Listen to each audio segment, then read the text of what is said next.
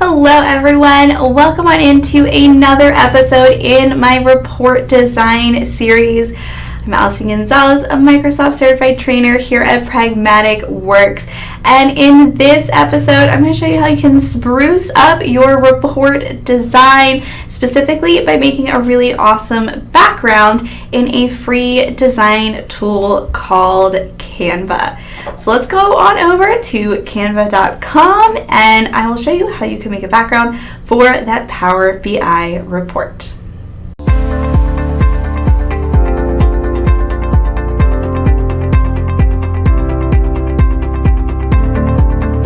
All right, we are over here on canva.com. So it is a very simple URL. Now, when you do, for the very first time, visit this site, you will need to sign in. So you can see I'm signed in here. Now, when you sign in, you sign up for a free account, but you can have a higher level account, which does give you access to more things. So that's called Canva Pro. But for everything we are doing today, we're just going to be using the free version. So go ahead, pause this while you sign up if you do not already have a Canva account. There will be something as we go throughout. We'll see some options. We'll have this little crown next to it, and that is just indicating it is a pro feature. So you would need to have that pro level to have access to that. But again, for our purposes today, making our awesome, super snazzy backgrounds for our Power BI reports, we're just going to go ahead and use that free version. All right, so let's see all the things we can make. Now, you can do a ton of things on here. It's a really helpful design tool if you just need to spruce some things up, make some basic designs, and the great thing with all of these is that there's a ton of templates. So if you're like, I'm not a designer, Allison, like we're working to it with this, series, getting our reports better, but I don't expect me to do a ton of other stuff. But the good news is, no matter what it is you are trying to build on here, there's tons and tons of suggestions to go with. So you can kind of select from here. You can just go ahead and search in the search bar for what you want to see. Here, I could search for a presentation. I have presentation right here. Just like Microsoft, it gives you tons and tons of options to click for the same thing. So I'm going to go ahead and click on that blank presentation. And in here, I can see I have a blank file. So really just like PowerPoint. So in our last episode, we went over how to make a background in PowerPoint for your Power BI reports. But if for whatever reason you don't have PowerPoint, Power BI is free. So you download Power BI on your computer free, but you don't have PowerPoint, but you want to, make better backgrounds for it, I think Canva's a good option for that. So a lot of this is going to be really similar in how we are modifying this, but I like Canva because you get a lot more options, even on the free version. So I can see I have my 16:9 ratio workspace here. This is where if you wanted to add like additional pages down at the bottom, I could do so, or make this larger or smaller down here. You're going to do that. I'm going to go ahead and close this up just to get some more room on my screen. Now, when I want to build this, I can go over here, and this is really helpful if you're actually building a presentation and you want something really fancy. You can go over here and they have tons and tons of presentation options that you can go out. So I can see in the template section, it has all of these, pretty much all the ones we've looked at so far were the free ones. Anytime you see that little crown icon though, that is going to be the paid ones that you're looking at. So we've got a pro one here, pro, but the rest of these are all free ones to go with. Over in layouts, again, this is just really helpful if you are doing an actual slideshow, or if you kind of want to just have some pre-set up things, like you want to have text fields, you want to have background images, that kind of thing. You could pick a template from here. I'm going to show you though how you can build it from scratch. And also in your styles section, this shows a ton of color palettes, which is awesome. So in another previous episode, we talked all about color theory and choosing color palettes. There are a bunch that you can choose from right in here, which are nice and set up to work really well together. So I can see I have all of these colors. If I like this one, and I can just keep hitting kind of that button, the little swap arrow button, if I want to get to a different starting point. And it will kind of take me through all of these colors on that color palette. Also, tons of fonts available to you as well. All right, so I was able to add that in just by clicking on the color palettes, but let me show you how easy it is to bring in just a background. So if you go over to your elements, you can see anything you've recently worked on. You can see any lines and shapes, graphics, stickers, photos, videos, even audio, a lot of different things I can pull over. For this, if I just wanted to kind of change the background color also very easily, I could just bring over a rectangle and then resize that to fit that page. So that way it would fit right there. Now to change the color of this, all I have to do is click on this color box right up here. And that shows me, first off, any colors that I already have used. So I have that darker blue that I also used. I have all of these default colors as well as gradients. Now this brand kit, this is one of the more pro features where it lets you save your like company colors or any colors you use frequently. You'd be able to save that along with any logos, fonts, anything like that. So really helpful, good reason to have the pro one if you wanted it. Otherwise you can just bring in those elements on your own. Now let's think back to the ones we made last time in PowerPoint, and we'll essentially remake those same ones here. So the first one we did was a gradient. Now to put a gradient on here, all I did was add a shape, and next I can just click that color, come down to the gradient section, and change the gradient. So I can see all different predetermined or preset colors that I could use and choose from in here. Now what I'm going to do is I'm going to click on this color button one more time to close that and then reopen it, just because I wanted to get this gradient saved up here in my document colors, because now I'm going to be able to edit this gradient. So if I want to change the direction of the gradient, the colors in it, let's go ahead and click on that up here in the document colors now that I've selected it.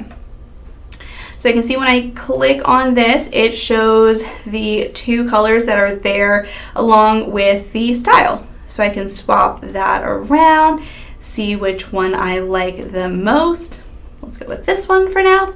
And then I could even add in additional colors. So let's say I want to also add in a white. And then you can easily just do that or paste in that hex code if you are pulling from a color palette that you already chose. So easy to drop that in, change your colors. And now that I have the other one in, I can also change the style if I want to see how it would look differently. I can also rearrange these colors, which would rearrange the order. It's a little bit funky, but it could be cool depending on what you're looking for or what you want to go with.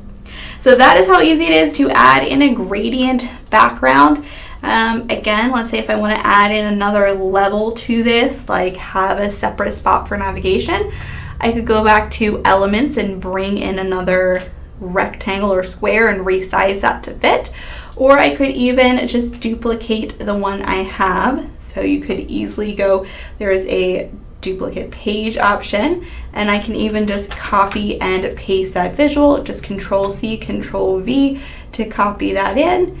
And you can see I have that second shape added in here. So I have the bottom one and the top one. Now, when we were in PowerPoint, we also added a drop shadow below this, and I could do the same thing in here. It's a little bit different of a process though. So go ahead and search in your elements for a drop shadow. And you'll see all of these different kind of shadows that you can apply or add in. We've got a lot of pro features in here, but I'm just gonna go ahead and go with this very first one. And now I can see that right here. Now I want this shadow to show up below this. So I'm just going to go to my position and I'm going to send that backward. So that way the nav is in front of that. I can also readjust the size if I want that a little bit bigger, or if I don't want that as far, I'm just gonna kind of push that up a little bit more. That way it is off to the side. So really easy to rearrange all of those elements to go exactly where you want them to go. All right, so that kind of is how you do the first design that we did in PowerPoint here in Canva. The next one we did was adding in a texture. So let's go ahead and look into adding in a texture. So over here in my side menu, which is where I can make all of my changes, you can see it's really easy through this side left navigation to go over to the section you want to add. In that element section, let's get rid of that drop shadow, and I can see down here in photos, got some texture. But I'm going to go ahead and again just search texture here. And I can see in here some graphics that I could pull over. I've also got some photos that I could pull in here with different textures. Again, some free, some pro that you could bring in. And of course, you go to see all to see a ton more here. I'm going to grab this one right here, and I'm going to drop that on to the page.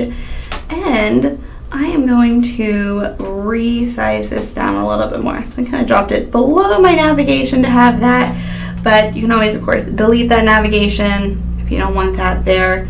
But I'm going to modify this texture so that way it is not as pronounced. Now, of course, if I liked it, I could just leave that texture, but if I wanted to kind of add it onto my existing design, I can go up to the transparency with this background selected and move that down. So that way I can see a hint of the texture as well as what is going on behind it with that gradient. So you can kind of combine effects to get a really cool end result depending on what you're going with. So it's really fun to play around with that to see what you want to change, what you would like to do over in there. Now, of course, you can also just bring in a set picture. So if you are working on a report about, let's say, coffee beans, you could search for a picture of coffee beans, bring that in, and then that could be your background. You know, it would be perfectly sized exactly as you needed to. Again, if I wanted to adjust my transparency, move that down, I could. If I wanted to adjust that background color from like, well, I don't think the blue really works with the coffee beans anymore, I could always go back, change that. I can see it's pulling all of those shades of brown from those coffee beans. I kind of pick one to let that fit in even more. So I can see how that would fit in. And then of course, if I want to, let's shove this behind our navigation. So we'll go to position and send it backward. And then if I want to adjust that nav, if I don't want that gradient, I can go over and change that as well. Maybe pick a different gradient, change my gradient colors, but endless options for modifying things. We looked at some really easy ways where you can just add a color, add a texture, add navigation spaces to things, add different images in. And of course, let's say if you wanted to add in backgrounds for different visuals or for different sections, again, you can just go through and add as many things across your page as you need to. I'm just going to hit undo to get rid of that element off of here. And then of course, let's save, because we talked about what we're saving in PowerPoint that we wanted to save as an image. So you wanted to save that report, but just that one slide as either an SVG or a JPEG or a PNG. Now here, if I want to save this coffee background, I could go ahead and hit share up in the top right corner here. And when I do that, I'm going to have the option of how I would like to do this. Now, Canva's really cool because it lets you collaborate, share this design right here, so you get feedback on it without having to download and send it to them. But if you do want to download, then you just go down to download and pick what you want. Now for design, we can go with JPEG or PNG. If you wanted that SVG, you would have to have that Pro subscription though. For our purposes, so I'm good with getting a JPEG for this one or a PNG. Either one will kind of work for our purposes. So I'm going to save that as a PNG. You get to decide the size, transparency and compression if you're on the Pro level, and then hit download.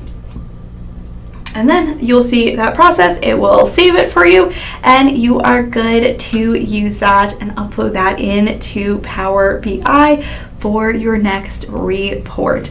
And of course, all designs that you use are stored in Canva, so I could come back to this one to modify it at any point in time that I would like to. So it's really kind of similar to how in PowerPoint I told you, hey, save all of your backgrounds either in the same PowerPoint file or at least in all of those files in the same folder, so you can go back and modify them over time. Same thing's really easy to do in Canva. You are able to go back, look at any past projects you've worked on, keep modifying them, changing them around as much as you need to. So that is how you are able to make some quick, easy, and super fun backgrounds in a free design tool, especially if you don't have PowerPoint or you just want to do some more things that PowerPoint might be a little bit more difficult to do.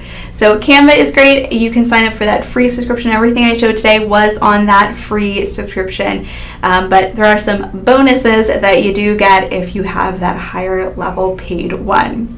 Now in our next episode, we are going to talk all about the layout of our report. So we're going to talk report structure, where we should be putting different content, and as we talk about that, that definitely can influence how we set up backgrounds. Because we talked a lot, we showed kind of putting a navigation system in kind of at the top of the page, hint hint there.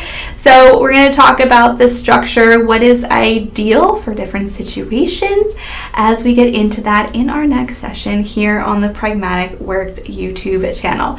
So make sure you like this video, leave any comments below of anything else you would like to see in this series, or if you have any questions about creating backgrounds. And of course, subscribe to the channel. That way you will know when the next episode comes out, and I will see you then.